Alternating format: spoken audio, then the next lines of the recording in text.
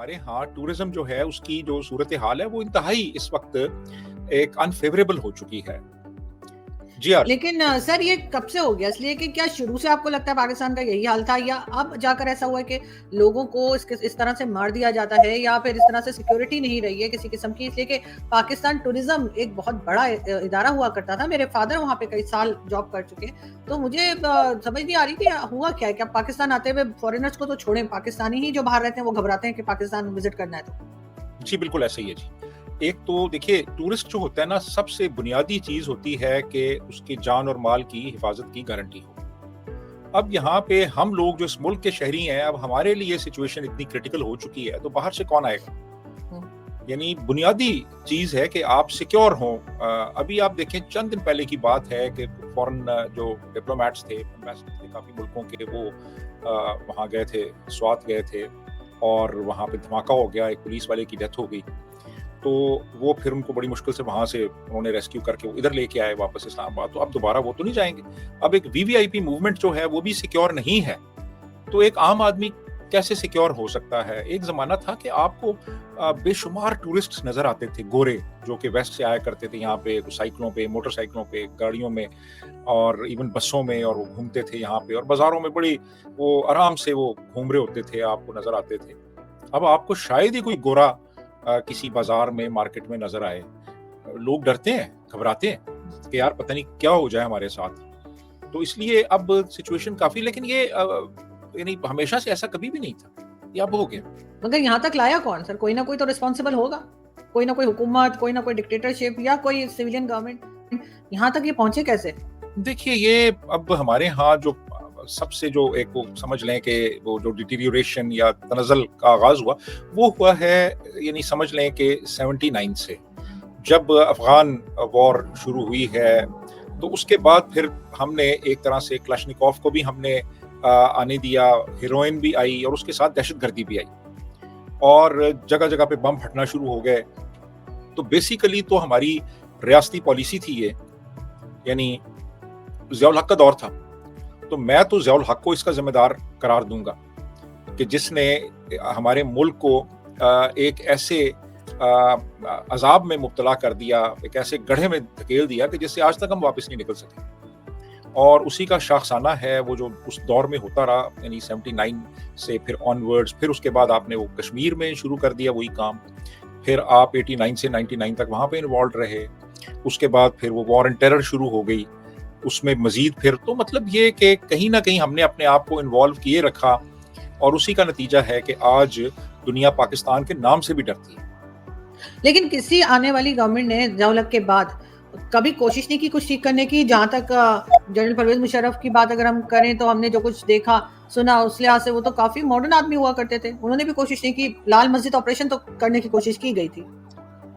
Modern تو وہ تھے پرسنل لائف میں، لیکن انہوں نے بھی کوئی ایسے کانکریٹ سٹیپس نہیں لیے کہ جس سے یہ تمام جو یہ مینس ہے یہ اس کو ختم کیا جا سکے.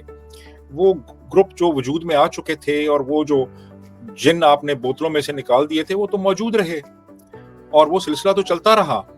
تو میں نہیں سمجھتا کہ کسی بھی حکومت نے کوئی ایسے سٹیپس لیے کہ جن کو ہم صحیح معنوں میں کہہ سکیں کہ وہ جینون سٹیپس تھے. جب آپ خود ہی گڈ طالبان اور بیڈ طالبان کی آپ ایک تفریق کرتے رہے ہیں، جب آپ خود ہی ان لوگوں کو جو دہشت گرد تھے ان کو آپ سپورٹ کرتے رہے ہیں، ہائی جیکرز کو آپ سپورٹ کرتے رہے ہیں، آپ جو کلرز تھے اور دوسرے ملکوں میں جا کے دہشت گردی کرتے تھے ان کو آپ سپورٹ کرتے رہے ہیں، تو پھر ظاہر ہے کہ آپ ان کے خلاف وہ ایکشن نہیں لے سکتے. آپ نے اگر خود ان کو پالا پوسا ہے تو پھر تو آپ ان کو پروٹیکٹ کریں گے نا. بہت سے دہشت گرد تھے جن کو جیلوں میں سے یعنی نکلوا دیا گیا. بہت سے ایسے تھے کہ پولیس نے ہاتھ ڈالا ہے تو ان کو پولیس کو کہا گیا کہ پیچھے ہٹ جائیں، یہ ہمارے ایسٹس ہیں. یہ ہوا ہے یہاں پہ. تو اب ایسے حالات میں جب آپ اس طرح کا رویہ رکھیں گے، ایسی پالیسیز بنائیں گے، تو پھر تو یہ لوگ ختم نہیں ہو سکتے. یہ تو کسی نہ کسی شکل میں موجود رہیں گے، اور وہ ہیں.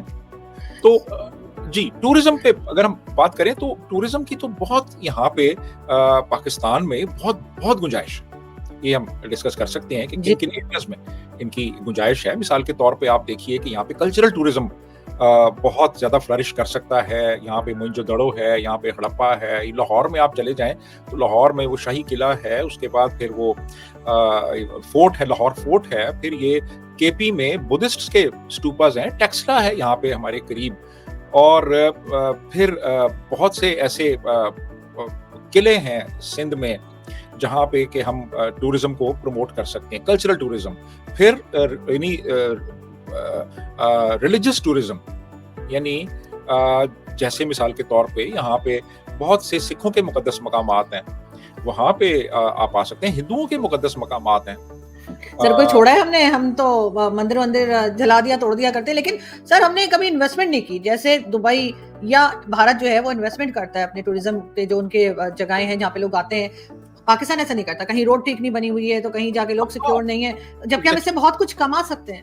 بہت کما سکتے ہیں جی. پھر اس کے آپ کی خوبصورت جگہیں ہیں ناردرن ایریاز میں.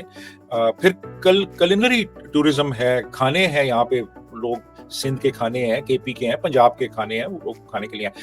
اب بات یہ ہے کہ دیکھیں سب سے بنیادی چیز ہوتی ہے کہ انفراسٹرکچر ڈیولپ کیا جائے, اچھی روڈز ہوں, اچھے ہوٹلز ہوں جہاں پہ لوگ جا کے اسٹے کر سکیں.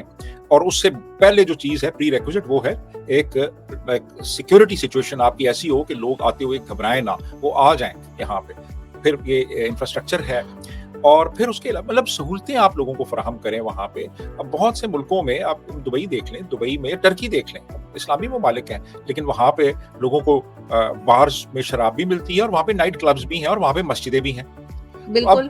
اور سر وہ یہ بھی نہیں کہتے کہ سر کور کر کے چلو, جو ڈریس پہننا ہے پہنو. یہاں پہ کیا یہ پہننے دیں گے؟ کیا یہاں پہ کوئی اسکرٹ پہن کے جینس پہن کے گھوم سکے گا؟ یہاں پہ کیا وہ ماحول بنایا ہم نے؟ آپ نے دیکھا کئی بار یہ F9 پارک اور کہاں پہ کوئی اگر جینس پہن کے یا کوئی اس طرح کا ڈریس پہن کے کوئی فیمیل آ جائے تو یہ تو کیا ماحول بن جاتا ہے, یہاں تو لوگ پیچھے لگ جاتے ہیں. بالکل, یہ تو پھر وہ تنگ کریں گے ان کو اگر آ جائیں. ان کو حق حاصل ہے کہ یہ کالے برقعے اور کالے شٹل کاکس پہن کے پیرس میں اور برلن میں اور لنڈن میں پھریں, لیکن وہ یہاں پہ آئیں تو ان کو پھر ہماری کلچرل نارمس کا خیال کرنا چاہیے, اور ہماری جو کلچرل سینسیبلٹیز ہیں ان کو دیکھ کے تو کپڑے پہننے چاہیے. تو یہ دیکھیں نا, یہ بھی ہمارے ہاں ایک ڈپلیسٹی موجود ہے, ڈبل سٹینڈرڈز ہیں اس حوالے سے. تو یعنی یہ ہے کہ اب اچھا ٹورسٹ جو ہے نا وہ یعنی آتے ہیں کہ ان کو کمفرٹ ملے, ان کو ہر طرح سے آرام ملے, ان کو سہولتیں ملیں, ان کو وہ سارا کچھ, یعنی لوگ پلیجر ٹرپس کے لیے آتے ہیں, بینکاک جاتے ہیں لوگ, سب کچھ اویلیبل ہے. استنبول میں آپ جائیں, دبئی میں جائیں, سارا کچھ ہے. تو یہاں پہ تو بیسک جو ایک زندگی کی سیکیورٹی کی بھی گارنٹی نہیں ہے, تو کون آئے گا یہاں پہ. اچھا پھر آپ کو شاید علم نہ ہو کہ یہ P T D C L